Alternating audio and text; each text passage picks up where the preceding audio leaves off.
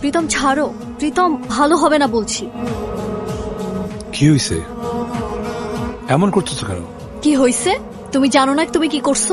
ওটার জন্য তো আমি বারবার সরি বলছি। মিনিট। সরি? তোমার সরি কি পারবে সবকিছু সমাধান করে দিতে?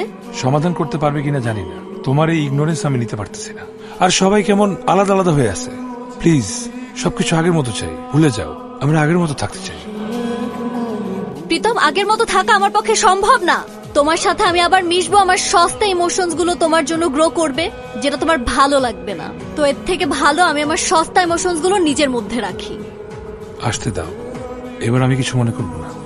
কারণ তোমার জন্য যে ফিলিংস আমার কাজ করতেছে সেটা আগে কারোর জন্য করে নাই। কেমন যেন তোমার মধ্যে হারাই গেছি। তোমাকে ছাড়া আমি আর কিছু ভাবতে পারতেছি না। তোমার এই কথাগুলো না আমার বিশ্বাস করতে একদম ইচ্ছা করছে না। আমার নিজেরও বিশ্বাস হচ্ছে না, কিন্তু আমার মা আমাকে আমার চেয়ে ভালো বুঝে। আর আমার মা বলছে আমার মনে তোমার জন্য ফিলিংস আছে, আমি তোমাকে ভালোবেসে ফেলছি। আর আমার মায়ের কথা বিশ্বাস রেখে বলতেছি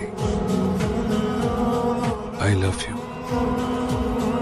প্রীতম, আমি কি তোমার জীবনের ফার্স্ট লাভ? আমি কার জীবনের সেকেন্ড লাভ হতে চাই না। না, আমার আগেও অনেক রিলেশন হয়েছে, কিন্তু কখনো প্রেম হয় নাই। You are my first love. ছেড়ে যাওয়া না তো?